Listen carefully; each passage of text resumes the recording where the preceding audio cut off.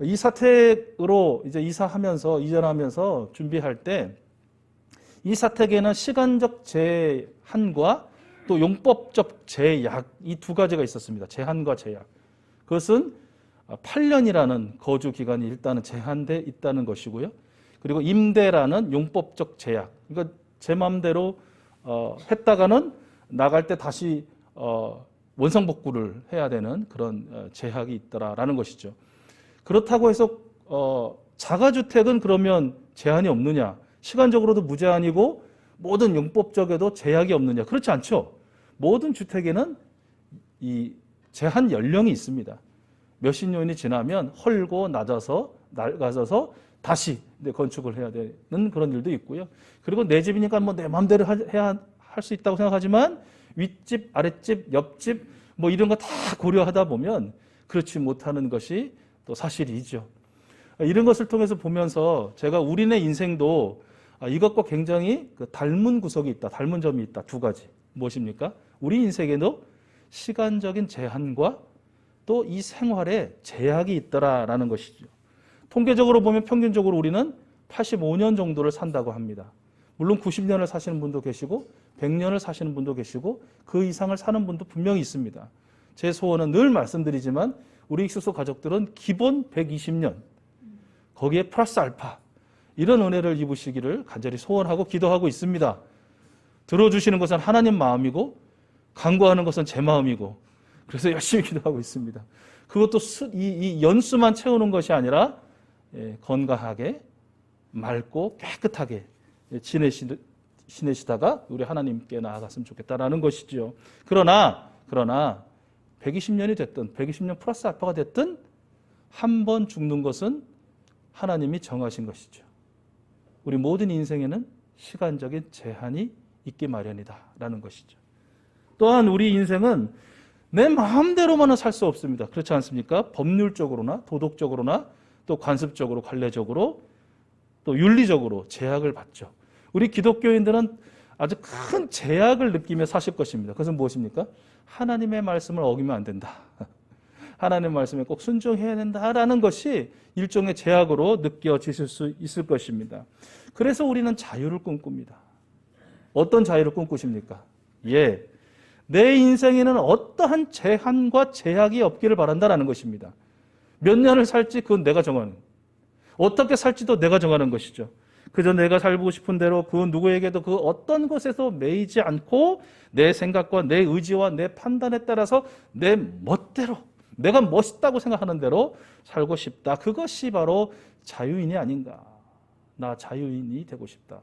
자연인이 되고 싶은 게 아니라 자유인이 되고 싶다라는 것이 우리의 또 꿈이고 소망이기도 합니다. 그러나 여러분 잘 아시죠?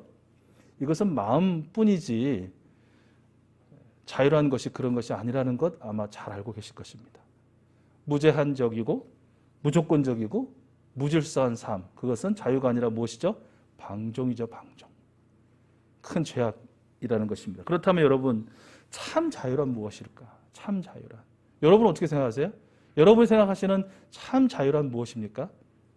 굉장히 또 상대적인 대답이 나올 것 같아요. 저마다의 생각하는 자유라는 개념이 있으실 테니까 특별히 오늘 우리에게 주신 이 고린도후서 3장 말씀을 통해서 하나님께서 우리에게 들려주시는 참 자유란 무엇이냐? 그것은 바로 노를 벗어버리고 주님의 영광을 바라보는 것.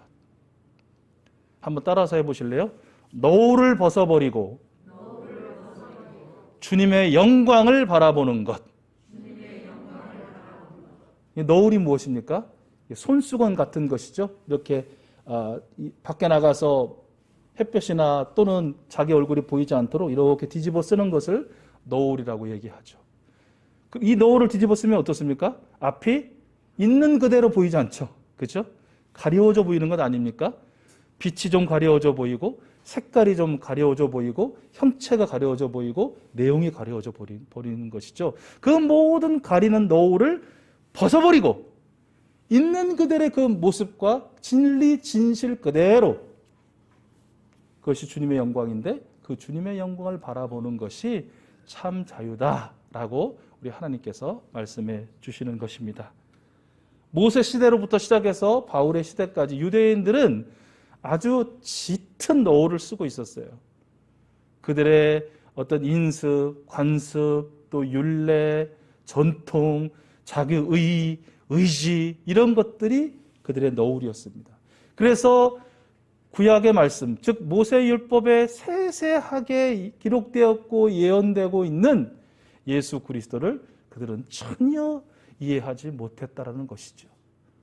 바울의 시대는 어떻습니까? 이미 예수 그리스도께서 오셨고 죽으셨고 부활하셨고 승천하셨고 그 예수 그리스도를 그 복음을 선포하는 사람들이 있었음에도 불구하고 그들의 눈에 보였고 귀에 들렸고 마음에 경험되어졌음에도 불구하고 그들은 여전히 그 너울을 뒤집어쓴 채 예수님을 부인하고 무시하고 예수님을 믿고 따르는 사람들을 저주하고 박해까지 했더라라는 것이죠. 이것을 가장 잘 경험한 사람이 바로 오늘 이 고린도후서 말씀을 들려주고 있는 사도 바울 아닙니까? 그렇죠. 사도 바울은요, 주관적으로나 객관적으로나 정말 뛰어난 사람이었어요. 정말 잘난 사람이었다라는 것이죠. 그보다 잘난 사람이 없습니다. 혈통적으로 매우 뛰어나요. 최고의 가문에서 태어난 거 아닙니까? 또 율법적으로는 어떻습니까? 율법의 완전 마스터죠. 모든 것을 잘 알고 해석하고 이해할 뿐만 아니라 그 율법을 삶에 적용하며 살아냈던 그런 사람 아닙니까? 열심으로는요, 불타오르는 정말 철철 끓는 그런 불덩이 아니었습니까? 그런 예수님을 유대교 전통과 율법을 무너뜨리고 또 사회를 혼란시키려고 하는 그런 사기꾼으로 여겼습니다. 예수를 믿고 따르는 기독교인들을 혼란 세력으로 규정하고 그들을 핍박하고 죽이는 일에 그야말로 목숨을 걸었던 그런 사람이라는 것 잘 아시죠? 그랬던 그가 다메섹 길가에서 누구를 만납니까? 예수 그리스도를 만나지 않습니까? 아니, 정확하게는 그가 만나고 싶어서 예수님을 만난 게 아니라 예수님께서 그를 만나 주신 것이죠. 그 순간 예수 그리스도께서 그를 만나 주시는 그 순간 그를 덮고 있던 그 모든 너울이 활짝 벗겨지는 그런 은혜를 사도 바울이 체험한 것이죠. 그리고 자기 앞에 영광의 빛으로 서 계시는 예수 그리스도님을 바라보게 된 것입니다. 아까 자유가 무엇이라고 했죠? 노을이 벗겨지고 주님의 영광을 바라보는 것이라고 하지 않았습니까? 사도 바울이 이 순간 그가 그동안 몰랐던, 경험하지 못했던, 착각했던, 오해했던 참 자유를 얻는 그런 가장 행복의 순간을 맞이했더라라는 것입니다. 그렇습니다.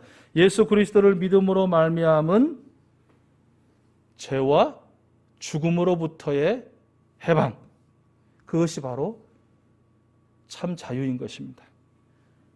모든 죄와 죽음의 결박과 속박으로부터의 해방, 그것이 참 자유인 것이죠.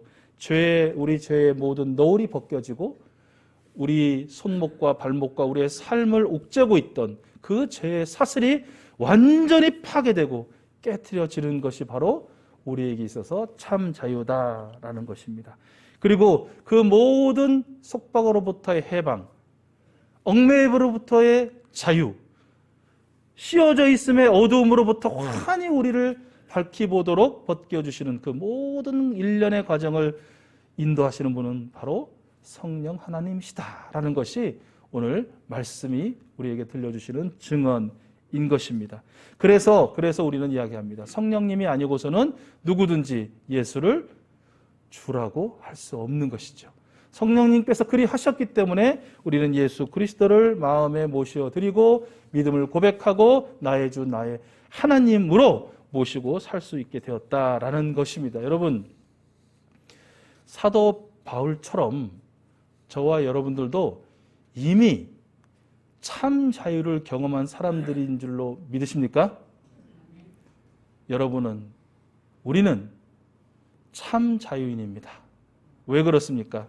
우리 주 예수 그리스도께서 우리를 먼저 찾아와 우리를 만나 주셨기 때문입니다. 그동안 참 자유인으로 나는 참 내 멋대로 살았어. 내 마음대로 살았어. 나는 즐거워 행복해. 라고 이야기한 우리들이 그것이 아니고 얼마나 우리가 죄의 권세와 죄의 권력과 그 힘에 매여 살았는지, 눌려 살았는지, 괴로워했는지, 죽음의 공포로부터 하루하루 얼마나 두려움에 떨며 살았는지 깨닫게 하시고 우리 구주 예수 그리스도의 그 십자가 보혈 은총으로 우리를 짓누르던 우리의 모든 죄와 죽음의 공포를 해방시켜 주시고 해결시켜 주셨기에 저와 여러분 우리는 참 자유인으로 살게 되었고 오늘을 살고 계신 줄로 믿습니다.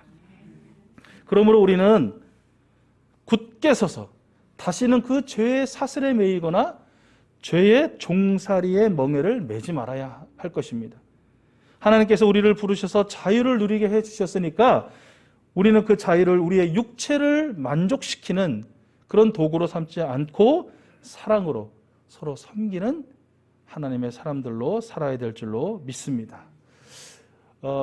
중요한 것은 우리가 예수 그리스도를 믿음으로 말미암아 만나 배움으로 말미암아 그 영광을 보았고 영광을 누렸지만 그 한 번의 영광이 죽을 때까지 그대로 멈추어지거나 그것이 그대로 지속되지는 않는다. 오늘 말씀해 보신 것처럼 저와 여러분들은 점점 더 큰 영광을 누리게 될 줄로 믿습니다.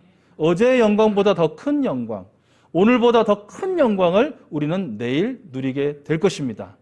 여러분, 영광은 무엇입니까? 말씀에서의 영광은 무엇입니까? 어제 누리셨고 오늘 더 누리실 것이고 내일 더 점점 더 큰 영광을 여러분 누리게 되실 텐데 누리게 될 그 영광은 무엇입니까? 우리의 생각 말고 하나님께서는 오늘 말씀하십니다. 그것은 우리 주 예수 그리스도를 닮아가는 것입니다. 더 큰 영광이 뭐냐? 우리가 조금이라도 더 예수 그리스도를 닮아갔다라는 이 사실이라는 것입니다.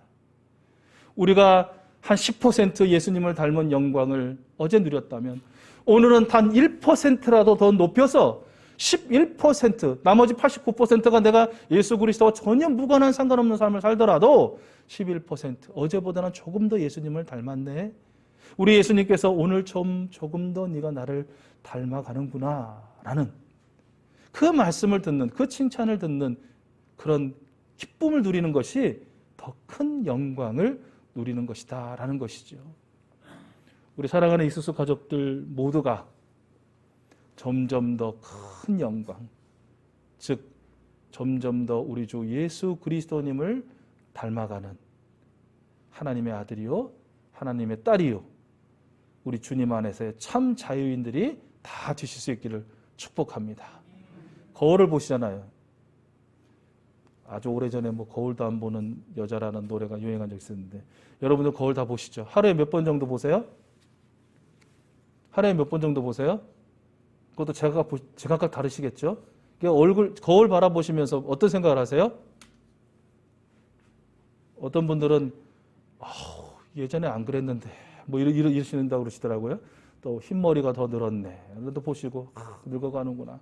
이렇게 보시는 분도 계시고 또 어떤 분들은 흠칫흠칫 놀라신다고 그래요. 왜 놀라시냐고 여쭤보면 내가 그토록 미워하고 싫어했던 엄마를 내가 왜 이렇게 닮아가는지 모르겠다고.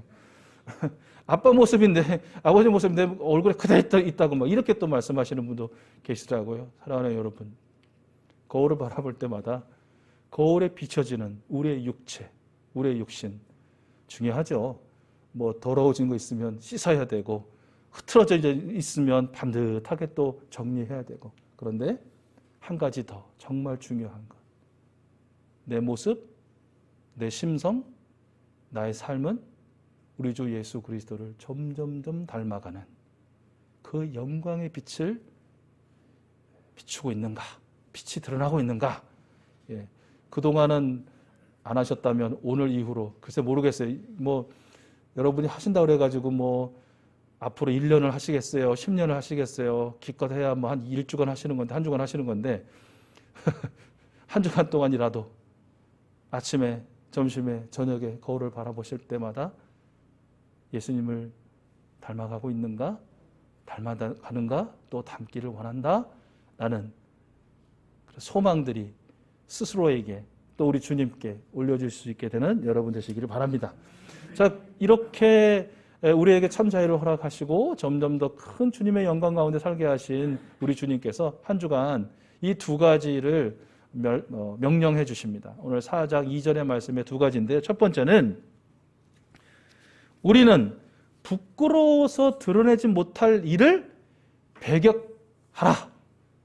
이 명령에 우리 아멘으로 대답하고 순종하기를 원하는데, 여러분 한번 따라서 해보실래요? 우리는 부끄러워서 드러내지 못할 일들을 배격합니다. 이 말씀이 무슨 뜻인지 여러분 아시죠? 무언가를 드러내라고 할 때 떳떳하면 드러내지 못할 이유가 뭐가 있어요? 그런데 떳떳하지 못하면 어떻게 합니까? 가리죠. 숨기죠. 감추죠. 이런 일들을 배격하라. 우리 주님이 명령하신다라는 것이에요. 오늘 이 말씀에서의 부끄러워서 드러내지 못할 일들은 이 정직함의 결핍이에요. 거짓말을 하는 것이죠. 속이는 것이죠. 기만하는 것입니다. 아주 간교하게 행하는 것입니다. 이 간교하다는 말은요, 그 창세기에 그 사단인 뱀이 하와를 속이는 말로 하와를 꼬드길 때 쓰였단 말이에요. 이 간교하다는 것이. 무슨 말이에요? 자신의 어떤 목적을 이루기 위해서 다른 사람을 막 속이는 것이죠. 꼬드기는 것입니다. 그를 이용하는 것입니다. 철저하게 이기적인 마음으로 어떤 술수든 어떤 방법이든 쓰는 것을 간교하다라고 하는 것이죠. 무엇 때문에? 자기 자신을 위해서. 자기 자신을 위해서. 당시 거짓 사도들의 행태가 이랬다는 것입니다. 사도 바울 시대에 다 예수님을 이야기하고 성경을 이야기하지만 결국 뒤를 파고들면 다 자기 자신의 유익을 구하는 거짓 선지자, 거짓 사도들이 판치는 그런 시대였다라는 것이죠. 사도 바울은 그런 행위와 그런 행위를 저지르는 자들과의 완전한 단절, 그들을 완전히 배격하라, 이렇게 고린도 교회에 명령하고 있고, 하나님 그 말씀을 통해서 오늘 우리에게도 말씀하고 있는 것입니다. 우리도 저와 여러분도 적어도 예수님 닮아가는 사람이 부끄러워서 감추고 속이고 가리는 것들은 버려야 하지 않겠습니까? 없을 수는 없을 것 같아요. 하나님만이 아시는, 다른 사람은 모른다고 생각하는 아주 좀 냄새나고 좋지 않은 그런 비밀들이 있죠. 이제 그것들을 우리 주 예수 그리스도 앞에 다 내어놓고 그분의 보혈의 은혜로, 은총으로 다 용서받고 그것을 더러운 배설물로 여기고 버리게 되는, 다 치워버리게 되는 그런 은혜가 저와 여러분들이 있기를 바라고, 오늘 이후로는 부끄러워서 드러내지 못할 일들을 배격하는, 완전히 버려버리는 그런 저와 여러분들이 될 수 있기를 간절히 소원합니다. 두 번째, 오늘 우리에게 명령하신 하나님의 명령은 하나님의 말씀을 왜곡하지 말고 있는 그대로의 진리의 빛을 드러내라 라는 것입니다. 여러분 한번 따라서 해보실래요? 하나님의 말씀을 왜곡하지 않고 진리를 훤히 드러냅니다. 그렇습니다. 여러분, 저와 여러분 어떻습니까? 하나님의 말씀을 왜곡하지 않는 그런 삶 잘 살고 계십니까? 그런 것이죠. 저와 여러분들을 보면서 예수님을 믿지 않는 사람, 교회에 출석하지 않는 사람은 사랑이라는 것이 무엇인지를, 기독교에서 말하는 사랑이 무엇인지를 경험합니다. 무슨 말인지 아시겠어요? 세상 사람들은 기독교에서 말하는 사랑이 어떤 개념인지를 몰라요. 그런데 어떻게 알아가고 어떻게 배워가고 어떻게 깨달아가느냐? 그 사랑을 받았다고 말하는 사람들, 그 사랑의 주인공이신 예수 그리스도를 믿는다고 하는 우리들을 통해서 그 개념을 파악하더라라는 것이에요. 여러분, 믿음이라는 것도 마찬가지예요. 소망이라는 것도 마찬가지예요. 그들은 몰라요, 이 개념이 무엇인지를. 그 모르는 개념을 우리를 통해서 배워가고 알아가고 깨달아가고 경험하고 있더라라는 것이에요. 이게 얼마나 중요합니까? 우리가 어떻게 살아내느냐, 우리가 어떻게 말을 하느냐, 우리가 어떻게 행동하느냐에 따라서 하나님의 말씀이 있는 그대로 변질되지 않고 왜곡되지 않고 전달되느냐, 아니면 크게 왜곡되고 또 많이 삐뚤어진 상태로 전달되느냐라는 것이죠. 우리는 정말 할 수만 있는 대로 우리 성령 하나님의 붙드신 거 인도하신 가운데 하나님의 말씀 그대로를 이 세상에 그대로 비춰낼 수 있는, 그야말로 우리 익수교의 모토이기도 한 그리스도의 사랑으로 천국의 영상을 이 세상에 비춰내는 그런 주인공들 되어야 될 줄로 믿습니다. 여러분들이 그 주인공들이 되실 줄로 믿습니다. 예수님만이 나의 주 나의 하나님 그리스도라는 이 진리만을 이 세상에 밝히 드러내는 저 여러분들, 우리 이수수 가족들 되실 줄로 믿습니다. 예, 오늘 말씀을 마무리하려고 합니다. 여러분, 우리 주님께서는요, 우리 인생의 시간적 제한을 없애주셨습니다. 100년 전후라는 그 인생의 제한을 없애버리시고 영원, 영생의 은혜를 베풀어 주셨습니다. 또한 우리 주님은요, 우리 인생의 모든 제약들을 풀어주셨습니다. 불안과 두려움에 떨며 살게 하는 우리의 모든 죄, 죽음의 모든 공포로부터 우리를 해방시켜 주셨습니다. 주님을 만나는 영광을 보게 하셨고 더욱더 큰 영광, 다시 말씀드리지만 예수님을 점점 더 닮아 마지막에는 온전히 닮은 예수님의 자녀 되게 만들어 주실 것입니다. 우리 성령님께서 이 한 주간도 우리를 그렇게 인도해 주실 줄로 믿습니다. 그러므로 이 한 주간 살아가실 때 부끄러워서 드러내지 못할 모든 일들을 배격하시고 하나님의 말씀을 왜곡하지 않고 하나님의 진리를 밝히 드러내는 저와 여러분들의 한 주간이 되시기를 바랍니다. 어떤 분이 오늘 설교 제목을 보더니 목사님 무슨 설교를 어떻게 하시려고 제목을 대통령 선택의 기준이라고 이렇게 하셨는가? 총 12명의 사람들 중에 도대체 몇 번을 찍으라고 얘기하려고 저렇게 제목을 잡으셨는가? 처음부터 궁금했는데 마지막까지 아무 말씀도 안 하시네. 그러신 분 아마 계실 겁니다. 여러분, 이제 오는 금요일, 토요일, 4일, 5일이면 사전선거, 사전투표가 시작됩니다. 실제적으로 대한민국 제20대 대통령을 선택하는 시간이 시작되는 것입니다. 바로 이때에 누군가가 여러분에게 당신은 대통령을 선택할 때 어떤 기준으로 선택하시오? 라고 물으면 여러분 대답이 무엇입니까? 우리의 대답은 이래야 합니다. 예, 저는 적어도 대통령의 기준을 하나님의 말씀에서 찾습니다. 비록 갖다 맞추더라도 실제로 그렇게 안 하더라도 말이라도 그렇게 해야 돼. 우리의 마음이라도 그렇게 가져야 한다는 것이에요. 무조건적인 어떤 이유 때문이 아니라 세상이 말하는 이유 때문이 아니라 예, 저는 적어도 하나님의 말씀에 비추어 보아 1번부터 12번까지 쭉 비추어 보아 그래도 그 중에 가장 이 하나님의 말씀에 합당하다는 사람에게 저의 소중한 한 표를 던질 것입니다. 라고 말을 할 수 있어야 한다는 것이죠. 수많은 하나님의 말씀의 기준이 있겠지만 오늘 우리에게도 들려주신 이 두 가지가 하나의 기준이 되지 않겠습니까, 여러분? 부끄러워서 드러내지 못할 일들을 철저히 배격하는 사람은 누구인가?